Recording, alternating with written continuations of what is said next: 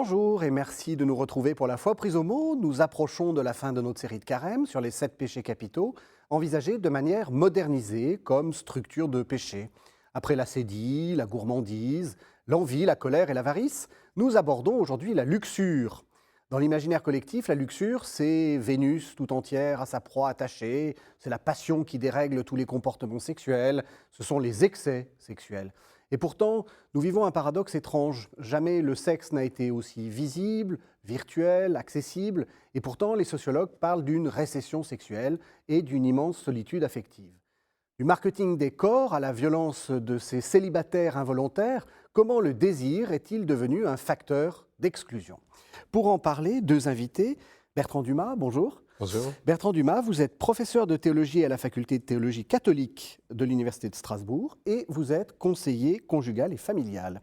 Et puis, on se retrouve encore une fois, Stipe Hodak, bonjour. Bonjour. Stipe Hodak, vous êtes un peu notre fil rouge, vous êtes celui qui nous aide à faire l'unité des péchés, si j'ose dire, et vous êtes professeur d'éthique à l'Université catholique de Louvain.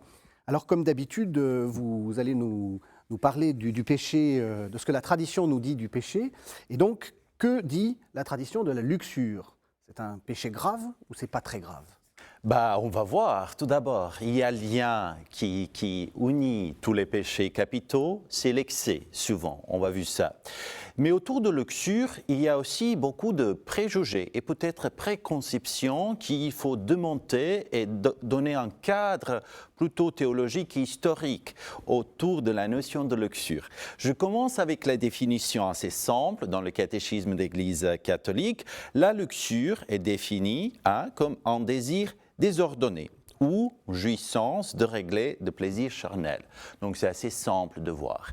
Mais ce qui est souvent confondu, c'est la distinction entre la fornication, qui est un acte, et la luxure, qui est parmi des péchés capitaux.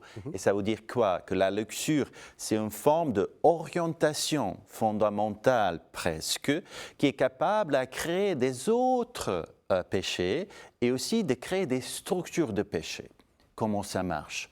Dans la vision historique, nous commençons avec Évagre. Donc toujours notre Évagre pontique. Le pontique toujours, dans le contexte. C'est un des premiers à avoir théorisé la notion de péché.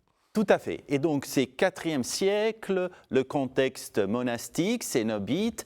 Ici, la luxure, ce n'est pas d'abord la fornication, c'est mouvement d'imagination envers le désir. Puis, Cassien ajoute deux éléments ensemble. Cassien, c'est le siècle d'après. Exactement, le disciple d'Évagre qui a transmis la notion de 7 péchés capitaux dans la tradition occidentale. Ici, pourquoi la luxure est particulièrement dangereuse? Parce qu'il s'agit d'union entre imagination et jouissance corporelle viscérale. Et ici, cette union est capable de captiver l'imagination. Et on va voir après dans la tradition, notamment avec Thomas d'Aquin, la notion des filles de luxure. Et c'est quoi ça? Ça explique notre idée de péché capitaux comme matrice de péché. Pourquoi? Parce que la luxure est capable de créer une obsession, avoir pour la cause des obsessions mentales. On oublie la prudence, on commence à mentir, notamment, il y a aveuglement d'esprit, inconsidération, précipitation, inconsistance, etc., etc. Tout ça pour dire qu'il ne s'agit pas d'un seul acte, c'est vraiment l'orientation dispositive d'esprit qui est vraiment liée avec l'expérience de corps. Et aujourd'hui, vous avez parlé, Régis Bonnet, au début, aussi des structures de notre société, économie, en lien avec l'idée de hypersexualisation, mais aussi des phénomènes d'isolation, manque d'intimité et parfois même de mouvements comme incel. On appelle incel en anglais le mouvement spécifique qui est traduit comme involuntary celibate, donc dans le célibat contre sa gré, qui est aussi source de terrorisme parfois. Donc on voit comment l'imagination est liée avec le corps et comment répétition peut créer des structures de péché. Ça pour début. Bertrand Dumas, j'ai dit, vous êtes conseiller conjugal. Est-ce que des gens viennent vous dire, alors vous ne trahissez pas hein, les choses, je suis luxurieux. Eh bien non, ça ne m'est jamais arrivé. Ouais. Et c'est vrai que ça n'est pas sans étonnement parce que le mot lui-même, hein, pour l'émission d'aujourd'hui, bien sûr, en préparant, je me suis dit, mais le mot lui-même, est-il terriblement vieilli ou est-ce que je suis passé à côté de quelque chose? Et c'est vrai que le mot ne sort pas et avec l'absence de mot, on peut même se demander si ce n'est pas aussi une certaine absence de ce sens de ce péché particulier sur lequel on pourrait revenir, parce que vous avez dit avec raison qu'il a été vu assez vite comme un péché d'une gravité particulière. Et c'est vrai que de ce point de vue-là, la tradition de l'Église catholique et d'autres églises aussi, a quand même un passif assez lourd avec une tendance à dramatiser toutes les fautes sexuelles, avec comme versant aussi une difficulté, ce que disait Xavier Lacroix, théologien moraliste à Lyon, une difficulté à envisager le corps jouissant et à l'intégrer dans une anthropologie chrétienne qui accueille toute chose comme venant de la main de Dieu, y compris le plaisir sexuel lorsqu'il est réglé.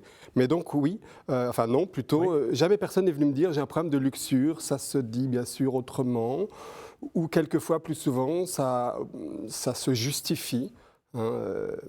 Justement, puisque Stipe nous a proposé des synonymes, est-ce que pour vous c'est l'hypersexualisation? Est-ce que c'est donc fornication, c'est relation hors mariage, donc on dit plutôt adultère maintenant. Oui.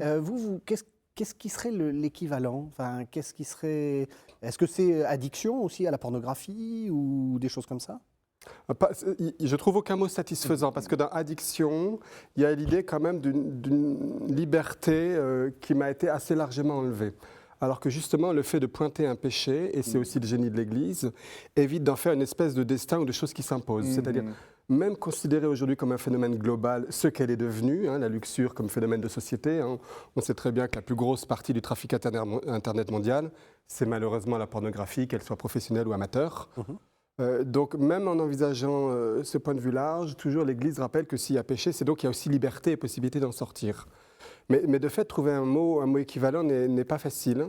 Là, comme ça, j'en trouve pas, donc ça vaut le coup de le garder parce que ça désigne à la fois, comme vous l'avez dit, ces mouvements intérieurs qui s'extériorisent en vertu de cette unité de la personne et autour de la question du désir sexuel.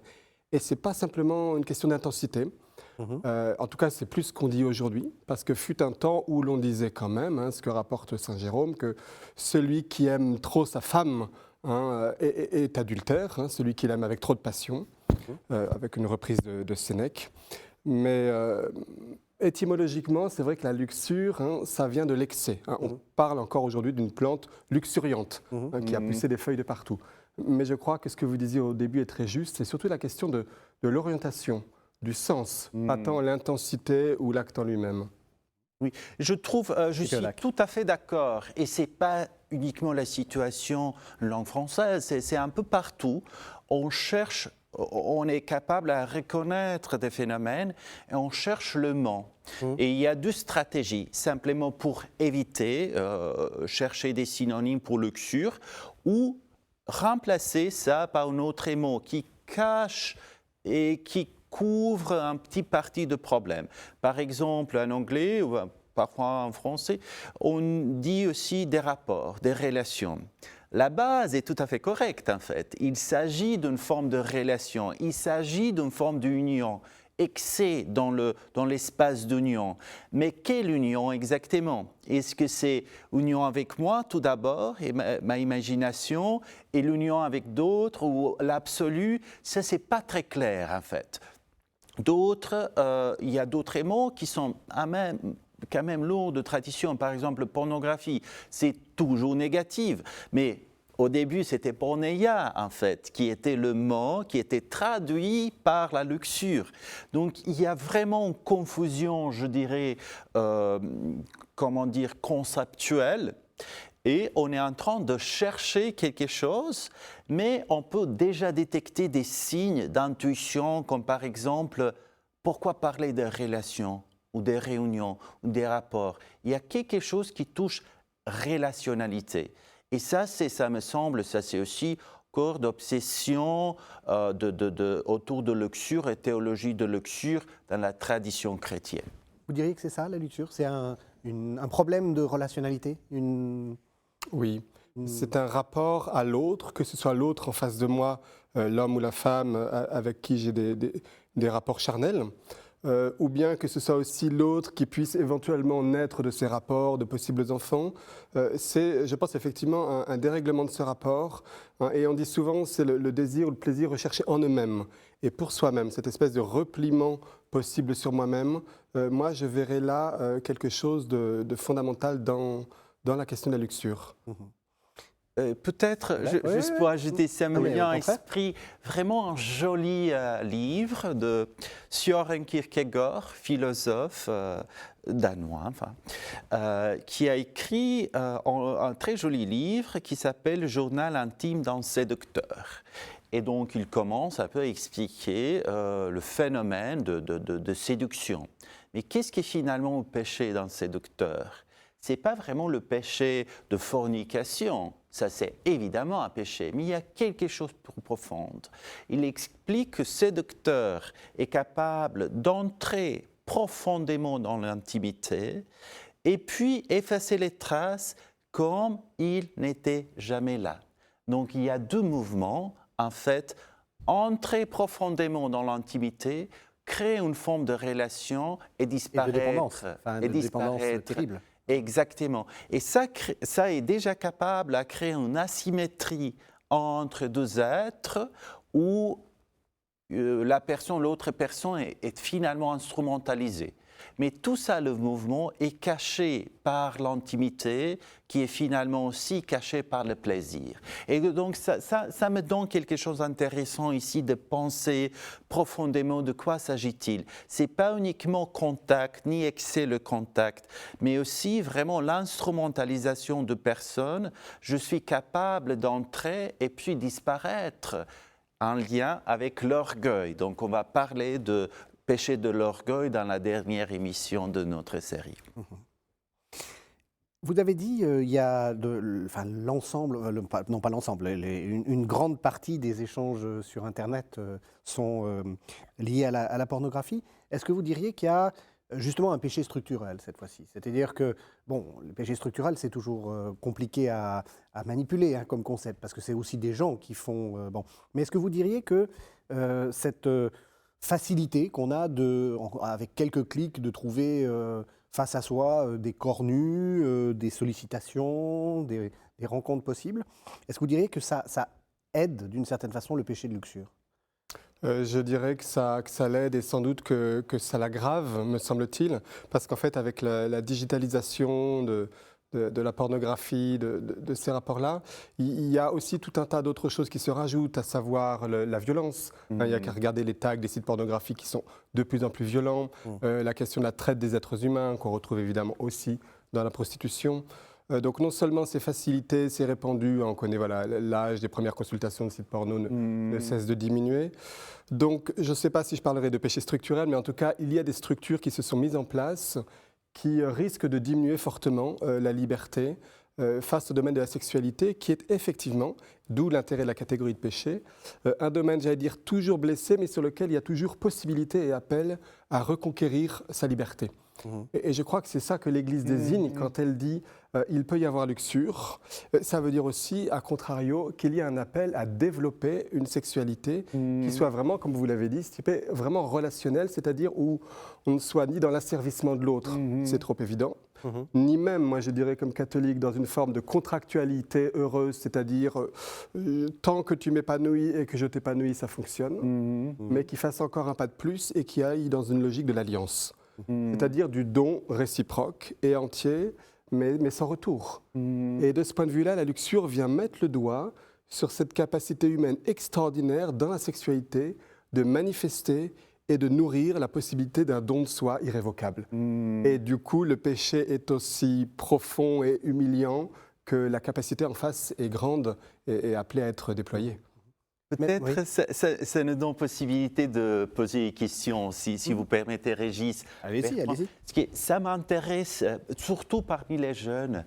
J'ai attendu aussi récemment, j'ai participé à un colloque et un collègue qui travaille à Taïwan, il m'a dit qu'il y a presque une pandémie de solitude. Peur, en fait, parmi les jeunes, qui parfois ont peur même de venir à l'université. et surtout la peur de parler avec ses collègues, ses camarades, et peur extrême autour de l'intimité. Moi, je me pose la question, est-ce que parfois aussi la pornographie est aussi symptôme de désir de sortir de cette peur, de contrôler quelque chose qui est dans la nature impossible à contrôler, ce qui dans la sexualité, il y a l'élément de vulnérabilité en fait, l'ouverture, c'est une forme d'apprentissage aussi de moi-même et l'autre, et ça peut-être, si ça c'est caché, est-ce qu'on peut interpréter ça comme un manque d'intimité, mais aussi de peur autour de sa propre vulnérabilité? Oui, je vous rejoins tout à fait, Stipe, c'est-à-dire il y a un aspect de symptôme assez fort, C'est ça. en fait, dans cette montée d'une société qui, à la fois exhibe et semble totalement libérée sexuellement, et qui en fait, c'est tous les travaux de Michel Foucault, par cette espèce d'exhibition, continue en fait à se faire pourvoyeuse de normes très fortes. Et c'est un des aspects de la pornographie que je trouve très intéressant à regarder comme objet d'étude. On est d'accord, ne me faites pas dire ce que j'ai pas dit. C'est-à-dire qu'en fait, la pornographie est de ce point de vue-là très révélatrice. Elle semble promettre un univers totalement d'une liberté débridée, et en même temps, elle impose des normes extrêmement strictes en termes de performance, en termes de tout un tas de choses. Et ce que je trouve dramatique, c'est que du coup, il y a un effet de risque de formatage de l'imaginaire amoureux et érotique, des jeunes, bien sûr, des couples aussi. Et du coup, la vraie question, c'est comment on va non seulement déployer la possibilité d'un art d'aimer où la sexualité s'inscrive dans le partage de deux existences, c'est-à-dire existentiellement, il y a de ma vie dans la tienne, de ta vie dans la mienne, et c'est ça aussi qui va manifester et nourrir la sexualité, et c'est très beau. Et en même temps, comment on a ce génie de déployer et de nourrir des relations qui ne soient pas que sexuelles. Vous voyez comme la thématique de l'amitié est devenue brouillée, où aujourd'hui l'amitié c'est très vite devenu le sex friend, le plan cul d'un soir ou de quelques soirs aussi. Et on se dit, il y a la nécessité de nourrir, vous parlez de solitude, les liens humains de proximité, d'amitié, familiaux, et pas non plus que les liens d'accomplissement érotique possible ou pas. C'est intéressant ce que vous dites, parce que de fait, j'ai vraiment l'impression qu'on se retrouve face à une atténuation de la une diminution de la variation des sentiments possibles. Il y avait effectivement l'amitié, la fraternité, La même tendresse. la tendresse, etc. Et il y a une sorte de réduction. On a l'impression que... Réduction de ces sentiments et réduction des mots pour les dire. C'est ça. Il y a eu des études très intéressantes sur le vocabulaire pour dire l'émotion, et on voit bien que lui aussi s'érode. Oui. Donc il y a là tout un phénomène assez complexe et sur lequel je crois les catholiques notamment ont cette espèce de devoir de vigilance, mais qui est compliqué. Parce que notre tradition catholique quand même, elle a des casseroles. C'est-à-dire qu'on a dramatisé la sexualité avec toujours une sorte de soupçon porté sur elle. C'est-à-dire, on ne disait pas qu'elle était mauvaise, au contraire. On a toujours défendu la bonté de la sexualité dans le cadre conjugal. Moyennant quoi, la concupiscence, ce désir désordonné n'étant jamais loin, elle a toujours été soupçonnée, en même temps qu'on continue d'affirmer quand même la supériorité du renoncement au mariage pour le royaume de Dieu. C'est ça. Donc on a une tradition très ambiguë qui à la fois prône le meilleur, mais est encore en chemin pour intégrer la dimension érotique comme une des merveilles de la condition sexuée quand elle est dans un rapport humanisant d'être humain à être humain. Oui. Je vous en prie. Juste vraiment un petit écho qui me semble très important, ce qui est souligner le paradoxe entre la promesse d'ouverture et libération et aussi saturation qui ferme l'espace sémantique tout d'abord. Donc, on ne peut pas parler de fraternité, c'est possible, mais il y a une tâche en fait. Et ça, c'est presque l'élément, phénomène de colonisation réflexive. Donc, on a saturé l'espace, notre imagination par les images de luxure. Et puis, vous pensez aussi de porno. Comment ? Vous pensez aussi de porno, c'est ça? Aussi ça, mais pas uniquement ça. Parce que toutes les relations deviennent encadrées en retour par cette vision qui est pas réelle. Et l'autre exemple qui est vraiment extrême aujourd'hui, c'est aussi de sex friend, mais de l'IA en fait. Maintenant, c'est un marché énorme de création d'accompagnement émotionnel et parfois sexuel par des agents de l'IA. Ça veut dire des applis qui vous offrent accompagnement de créatures qui vous disent toujours « oui, vous êtes merveilleux, perfection ». Et donc ça est capable de créer le sentiment de perfection, d'union parfaite qui n'existe pas. Et récemment, nous avons des phénomènes de divorce. Pourquoi? Parce que cette personne a décidé de divorcer son mari ou sa femme, son partenaire, à cause de perfection et dédier sa vie pour développer la perfection avec l'agent de l'IA. C'est pas rare, il y a dans le New York Times un peu reportage dans Le Gardien.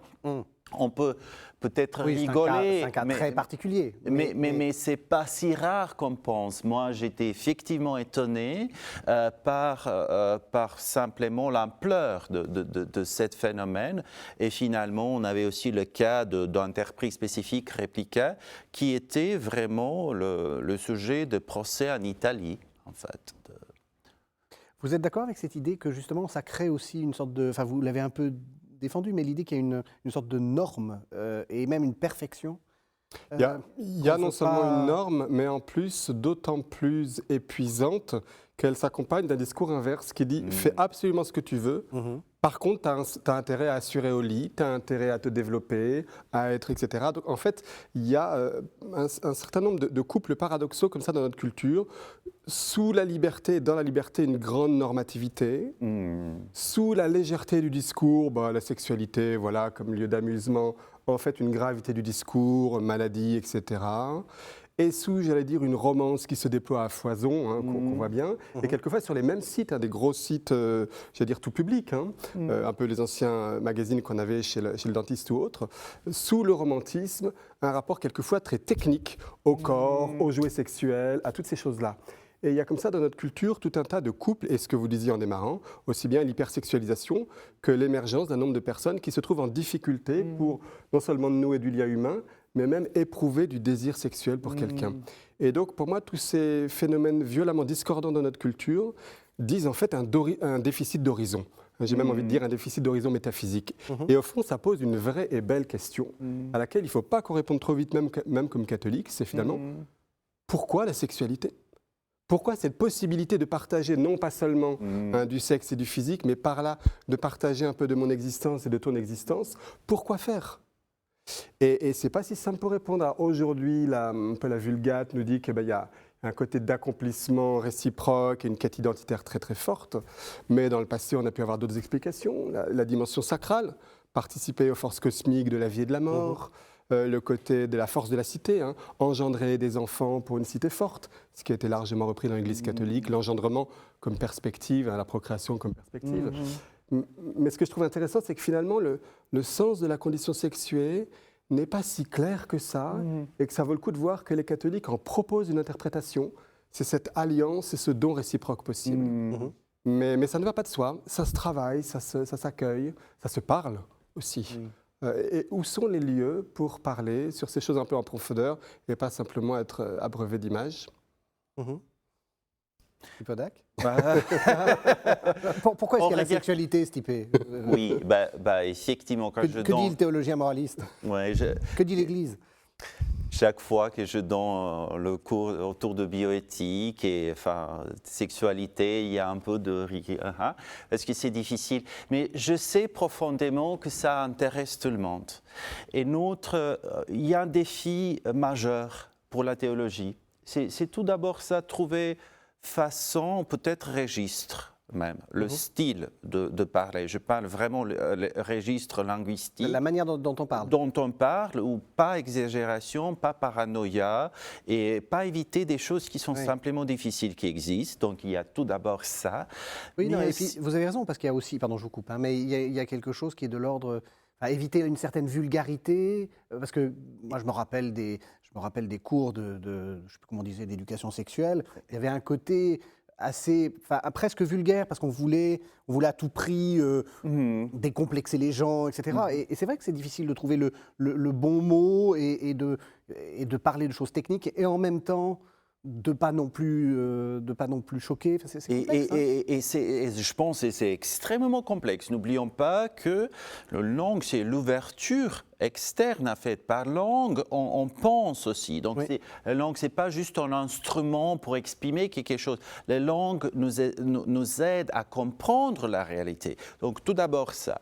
Et deuxième chose, spécifiquement pour la théologie, je pense que c'est nécessaire vraiment à repenser des concepts profondément théologiques en lien avec le corps, sexualité, éroticisme. Donc, est-ce que ça existe tout ça dans la tradition, vous connaissez biblique, certainement Régis Bournet, mais ailleurs. Je donne un exemple qui me paraît très intéressant.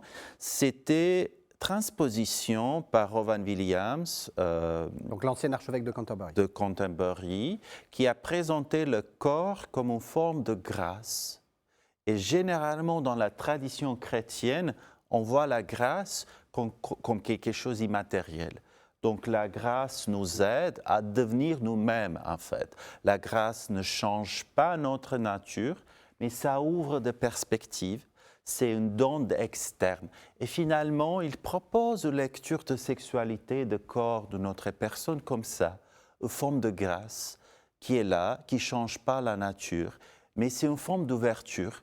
Je ne savais pas cette perspective avant que j'avais le contact avec toi ou les autres personnes. Et donc ça me semble très intéressant. Il y a d'autres topoïs, si je peux dire, des concepts qu'on peut réutiliser ou réimaginer ou appliquer dans cette situation, dans cette thématique de sexualité, en fait, de corps. Je ne sais pas, Bernard, vous avez... Oui, effectivement, quand vous parlez d'une forme de grâce incarnée, alors on pourrait débattre, bien sûr, c'est analogique quand vous dites grâce, bien sûr, mais en tout cas, la sexualité, ça sort des mains de Dieu, comme le montre la Genèse, finalement. Lui qui n'est pas sexué fait ce don à l'humanité de pouvoir se rapprocher comme ça aussi. Hein. C'était pas Claudel qui disait les corps, ces bêtes, sont moins bêtes que nous. Hein. Oui. Donc, ce lieu-là. Et ce que je trouve effectivement très intéressant, c'est que on sent qu'il y a là à la fois un cadeau et un lieu à situer, à humaniser, à mettre devant Dieu. Et moi, je suis toujours frappé quand on célèbre un mariage à l'Église, hein, quand l'Église continue de marier les gens. Finalement, il y a, je trouve, ce sens obstiné et très fort. Hein. Par exemple, pourquoi on lit la Bible dans une liturgie de mariage? Ce n'est pas pour donner l'occasion de prêcher, il y a ça aussi, mais c'est finalement pour dire, vous deux qui vous mariez là, Jules et Julie, votre petite, sûrement très belle histoire d'amour est prise et portée dans une histoire d'amour qui a commencé bien avant l'alliance de Dieu avec son peuple et qui va jusque vers ce point qui est la vie éternelle. Et votre histoire, elle est située quelque part là-dedans et votre sexualité aussi.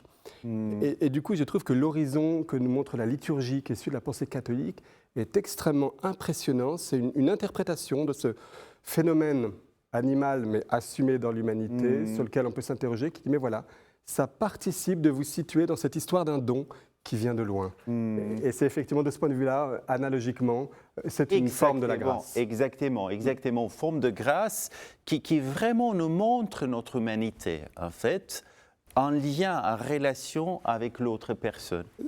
Pardon, la difficulté, une fois qu'on a dit ça, c'est que ce qui est compliqué, enfin ce qui est beau dans l'Église catholique, c'est qu'on a su changer sur ce sujet, parce que très clairement, l'érotisme, la jouissance, ça, on n'en a pas dit que du bien, hein, c'est un euphémisme. Et aujourd'hui, on court le risque de basculer dans un discours idéalisé qui en dirait trop. Comme si, enfin, pardonnez-moi, je ne vais pas être vulgaire, hein, mais je veux dire, on sait très bien que les couples ne font pas toujours l'amour pour la gloire de Dieu et le salut du monde. Il n'y a pas toujours des encensoirs aux quatre coins du lit, quoi. Hein. La sexualité, même l'acte sexuel, a plusieurs fonctions, pas simplement le pur relationnel.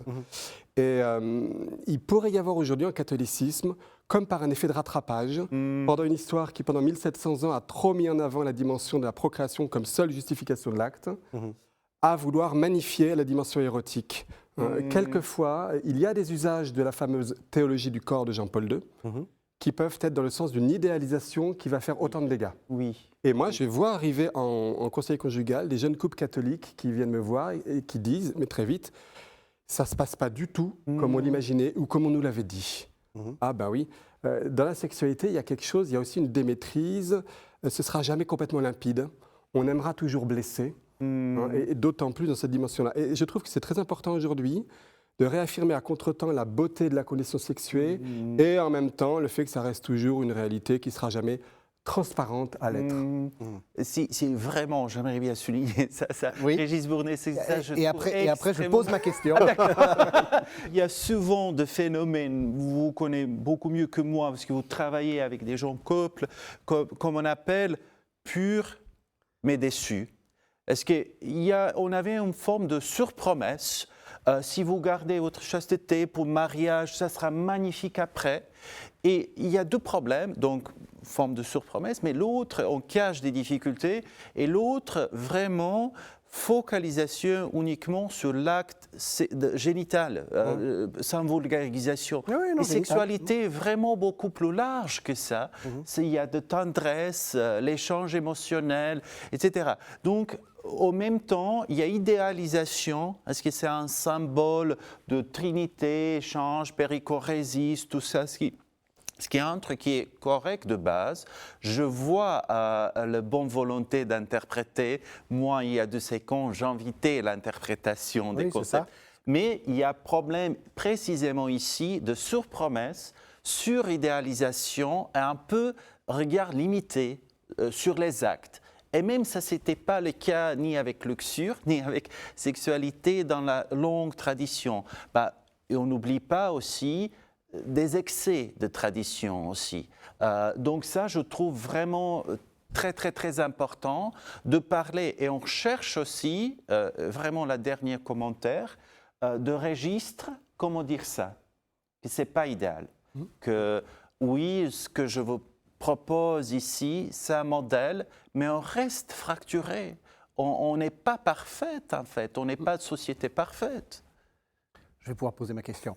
Vous êtes bien sur KTO, vous regardez La Foi prise au mot, on parle de la luxure en compagnie de Bertrand Dumas, professeur de théologie à la faculté de théologie catholique de Strasbourg, et de Stipe Audac, professeur d'éthique à l'Université catholique de Louvain. Justement, je voulais vous ramener vers la luxure. Quelles sont les solutions maintenant parce qu'on a bien vu à la fois dans la première partie l'étendue de la luxure, si j'ose dire. On a vu là où ça touche, qu'est-ce que ça blesse en fait ce péché. Maintenant, qu'est-ce qu'on fait? On ferme tous les sites porno? Si seulement. Si vous avez... Vous avez l'interrupteur. Je n'ai pas non plus la solution, oui. Mais je suis convaincu qu'en fait, la question du sens de la condition sexuée, puisque c'est ça que désigne la luxure à l'inverse, c'est-à-dire la question d'un rapport chaste, c'est-à-dire où je suis vraiment tout moi-même donné à quelqu'un qui est vraiment une personne et qui est accueilli en tant que tel et qui peut à son tour se donner. Cette question-là, finalement, doit se travailler, doit se dire, mais doit aussi se travailler, hein.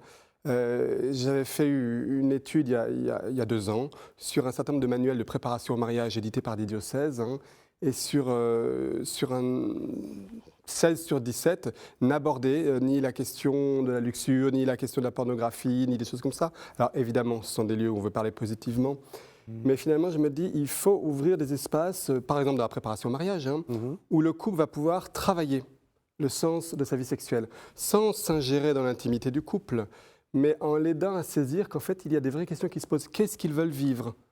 Quand est-ce que ça les blesse? Pourquoi ça les blesse?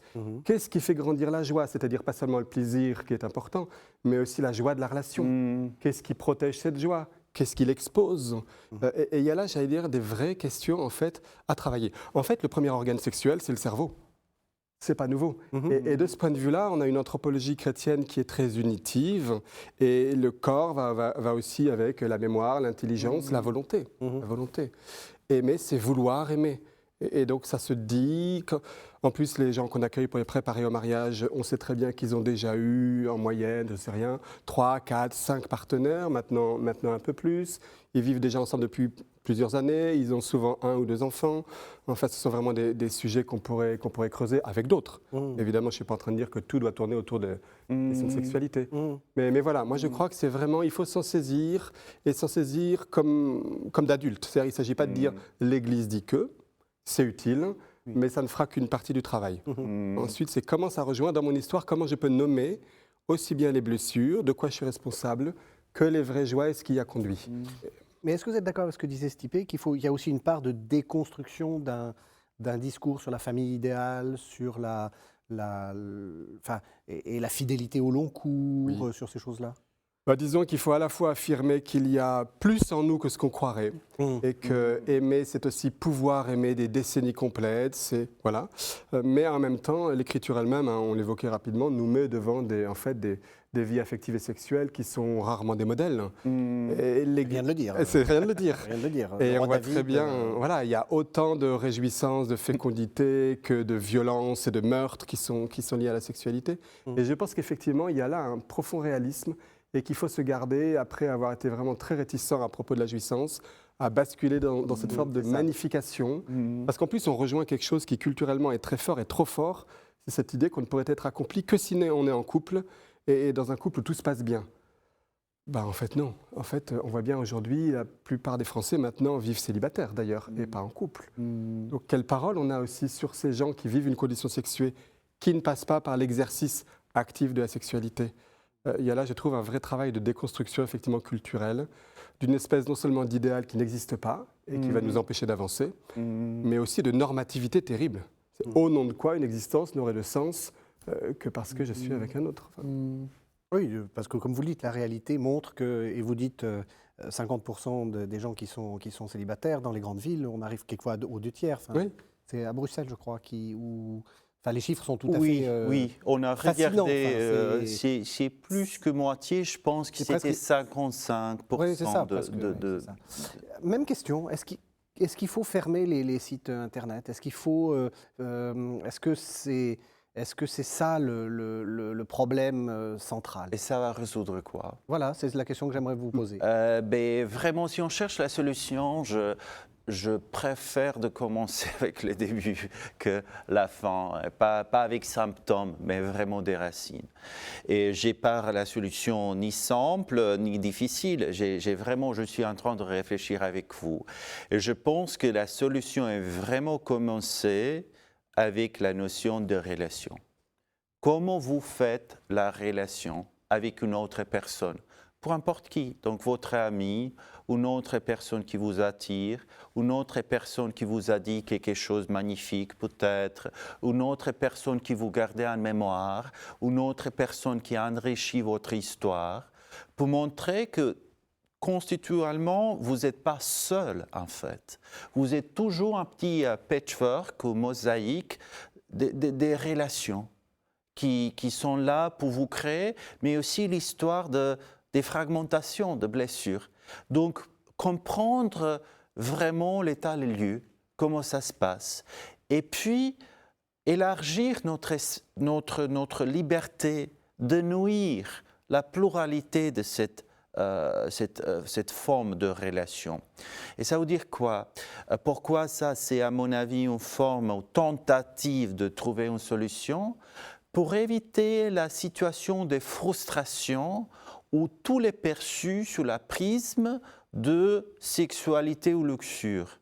Et si je n'arrive pas à obtenir quelque chose avec toi à travers ma sexualité, la solution est chercher une autre personne dans le même endroit où je vais faire pareil.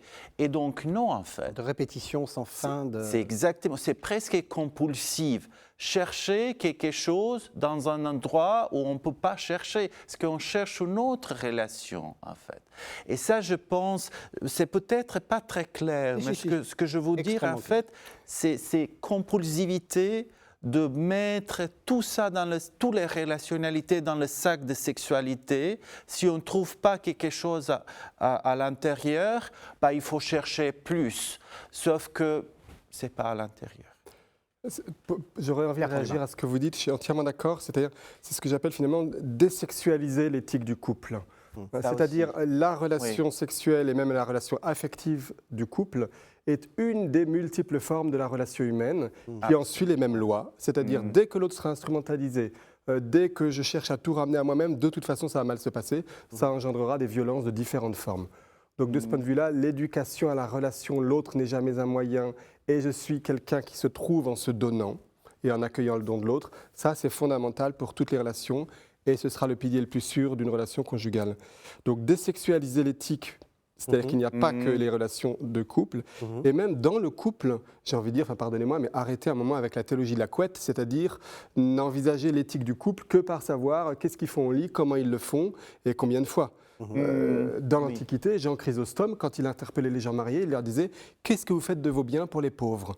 Voilà une manière intelligente d'envisager l'éthique conjugale, pas seulement sous le prisme de la luxure. Et c'est pour faire le lien avec votre approche du début, la question des structures sociales de péché. Il y a des structures sociales qui encouragent à la luxure, mais la grande question aussi de l'intégration d'une éthique sociale, l'usage raisonné des biens, le rapport à la création, comme étant un des domaines majeurs qui doit aussi accompagner la question de la luxure, y compris pour un couple. Ça me semble évident. En vous écoutant, c'est vraiment intéressant parce qu'on a vous établissez parfaitement l'idée que la luxure, c'est en fait un symptôme. C'est intéressant parce que dans notre série, ce n'est pas toujours le cas. C'est-à-dire qu'on a plutôt l'impression que c'est presque une tendance quelquefois. Enfin, quand on a parlé de la colère ou quand on a parlé de... Là, c'est un symptôme. Donc ça veut dire que les gens n'ont pas forcément la connaissance qui sont dans ce mécanisme-là. Et ma question, c'est quels sont pour vous les indices qui vous... Parce que, comme vous disiez, personne ne s'accuse d'être luxurieux. Et donc, quels sont les indices qui me permettraient de savoir je suis dans la luxure? Parce que, vous voyez, je vous dis ça parce que moi, j'ai l'impression qu'on pourrait dire, si je regarde un peu trop de sites pornographiques, si je fais un peu trop l'amour, ce que vous disiez, etc. Vous dites non, c'est pas ça. Donc du coup, c'est quoi l'indice? C'est quoi l'indice, la petite chose qui permet d'attirer l'attention? C'est une bonne question, je n'avais pas envisagé comme ça. J'aurais envie de dire, il me semble, vous me corrigez, qu'un des indices, ce sera de voir si moi et l'autre qui m'est confié, que ce soit en amour dans le couple ou les enfants, mais aussi plus largement les différentes sphères sociales autour de moi, la famille, les collègues, etc. Est-ce que je suis quelqu'un qui personnellement se déploie dans le sens d'un don généreux et est-ce que je permets à ceux qui me sont proches de se déployer dans ce sens-là? C'est en fait la question de l'humanisation. C'est ça. Et si au contraire, je me replie, je me renferme, les autres aussi se renferment chacun sur soi, à mon avis, là, c'est le signe d'une relation qui détruit, qui fait mal et qui est en train de saper notre humanité. Est-ce que vous êtes d'accord? Oui, je suis d'accord. Et juste pour vraiment en détail, pour élargir notre vision, on cherche des symptômes, on est bien d'accord. Je dirais aussi compulsion, manque de liberté, presque le sentiment d'addiction. Et c'est quoi ça en fait? C'est au manque de possibilité de faire différemment. Je sais que je désire quelque chose de plus, mais je ne suis pas capable. Et ici, la luxure, Régis, c'est à la fois symptôme et l'infrastructure. J'aime bien, vous vous souvenez peut-être de films Tramway nommé Désir de 62, j'imagine, ou même avant. Le métaphore de tramway, il y a des rails et vous êtes là, vous êtes à l'intérieur, vous ne pouvez pas bouger. Est-ce qu'il y a force qui vous tire en fait? Et ça, c'est une forme de symptôme, mais aussi l'infrastructure est déjà là, a été construite par, je ne sais pas, la société, la répétition des actes, manque de transmission culturelle jusqu'à maintenant. Et on se trouve presque dans les rails, on bouge.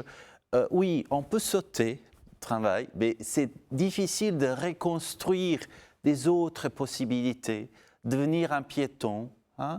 Et je trouve que c'est ça, en fait, ensemble, ni uniquement symptômes, ni uniquement matrice, mais les deux ensemble, et parmi des symptômes, des compulsions, manque de respect, même peur devant une autre personne. Je ne sais pas quoi faire. Parce que donc je compense par la compulsion, ce que je sais, ce que je fais automatiquement, ce que même me rendre vulnérable devant quelqu'un, ça m'a fait peur, en fait. J'aurais envie de rajouter, moi, je suis d'accord avec cette idée de la compulsion. On pourrait déployer tout un tableau clinique et spirituel. Hein. Moi, il me semble qu'à contrario, la chasteté, c'est la capacité à se donner, et non pas c'est pas la continence. C'est la forme adaptée du don, la chasteté. Alors dites-nous très exactement de quoi il s'agit, parce que ça fait partie des termes qui sont très mal compris. Disons, la chasteté est cette capacité à se donner en vérité. Donc que chasteté, ce soit ça ne dans veut pas l'acte dire sexuel, absence de relations sexuelles. à la différence de la continence qui, elle, sera absence de relations sexuelles et dont on espère qu'elle sera chaste aussi. Non, elle peut ne pas l'être. Je pense que la chasteté se marquera notamment, en tout cas dans un couple et dans le rapport érotique du couple, puisque c'est de ça qu'on parle aussi, dans cette capacité à vivre et à cultiver en même temps la joie, accueillir toutes les joies légitimes, y compris la joie de la jouissance sexuelle, mais aussi du rapport amoureux, du soutien réciproque, du délassement, enfin toutes ces choses qui vont avec une sexualité quand ça se passe bien. Cette manière de cultiver résolument toutes les joies légitimes, il n'y a rien de trop humble pour un chrétien. On n'est pas que dans les joies de l'oraison qu'on accueille aussi, on est aussi dans les joies charnelles. Et en même temps, cette capacité à endurer toutes les croix. Fuchs, le moraliste protestant, disait endurer le réel dans l'espérance d'une promesse. Et de fait, je crois qu'une sexualité chaste, donc non luxurieuse, c'est aussi cette capacité à encaisser ce qui, dans notre condition sexuelle, me laisse insatisfait, me laisse malheureux. Toutes ces bonnes raisons que je pourrais avoir d'aller voir ailleurs, mais non. À la fois cultiver la joie et accueillir ces formes de croix, de manquement. Pour moi, les deux ensemble, et non pas l'un ou l'autre, seront un des signes d'une sexualité qui s'oppose en vérité, qui s'oppose avec et pour l'autre, et pas simplement pour soi. Vous êtes d'accord? Rien à ajouter ici. Alors, on arrive à la fin de l'émission. Qu'est-ce qu'il faut retenir de cette émission? Peut-être au début, même garder à l'esprit que l'histoire de luxure est beaucoup plus complexe que fascination avec l'acte de fornication, l'acte sexuel. Même au début, c'était perçu comme le désir, une forme d'imagination excessive qui est liée avec le désir charnel et la corporalité. Donc ni l'un ni l'autre, mais deux ensembles qui montrent une forme d'anthropologie où l'esprit et le corps sont bien unis. Deuxièmement, reconnaître aussi dans l'histoire de l'Église, dans l'histoire de théologie, dans l'histoire de morale, une forme d'excès, une forme de compulsion aussi de présenter la luxure comme péché devant tous les péchés. On va parler après, même dans la classification de 7 péchés capitaux, c'est rarement luxure qui est aux premières places. Donc, reconnaître dans la tradition aussi excès de l'accent. Et finalement, à la fin, comment reconstruire notre rapport avec sexualité, c'est par la construction des relationnalités en fait. Reconnaître que notre personne c'est don, moi je suis aussi un don dans l'invitation à donner et découvrir ma propre humanité en se donnant à l'autre personne, tout en évitant le perfectionnisme, idéalisme des couples, ou tout en évitant de présenter un couple comme la seule possibilité de vivre la vie épanouie. Rien oublié? Oh, je crois que c'était très bon. Merci à tous les deux. Alors, Bertrand Dumas, vous avez fait paraître il y a quelque temps Conjugalité, mariage, famille aux éditions du Cerf. C'est un livre collectif, c'est-à-dire qu'il a été dirigé mais rédigé par un ensemble de collègues de la Faculté de théologie catholique de Strasbourg, ou d'ailleurs, différents points de vue quand c'était les synodes sur la famille, donc point de vue canoniste, point de vue dogmatique, point de vue moral ou historique. Parce que de fait, la conjugalité, y compris aujourd'hui, continue, parce que je disais, de se travailler, de se réfléchir. Donc voilà, un volume pluridisciplinaire pour aborder cette grande mise en chantier de l'Église catholique qui continue en fait d'avancer de manière traditionnelle sur ces questions-là, c'est-à-dire aussi fidèle que créative. C'est intéressant parce que justement, vous le disiez, on est dans une situation un peu complexe dans l'Église. Il y a eu des abus, il y a eu des... Et donc je trouve très intéressant qu'il y ait de la recherche universitaire. Voilà, on a besoin de continuer à réfléchir, de ne pas faire comme si l'écriture ou la tradition ou même le dogme était monochrome, mais de voir qu'on a à se réinventer par fidélité. Comme disait Newman, être soi-même, c'est avoir beaucoup changé. Et voilà le travail qu'on fait notamment en théologie. Merci à tous les deux, merci de nous avoir suivis. Alors vous savez, comme toujours, que vous pouvez retrouver cette émission sur plusieurs médias. Vous pouvez la retrouver sur le site internet de KTO, www.ktotv.com. Vous pouvez aussi la retrouver sur les plateformes de podcast, de téléchargement. Et puis, vous pouvez la retrouver sur l'application radio KTO, car La foi prise au mot, c'est aussi de la radio. On se retrouve la semaine prochaine pour un nouveau numéro de La foi prise au mot, qui sera aussi consacré à cette série des 7 péchés capitaux. On se retrouve donc la semaine prochaine.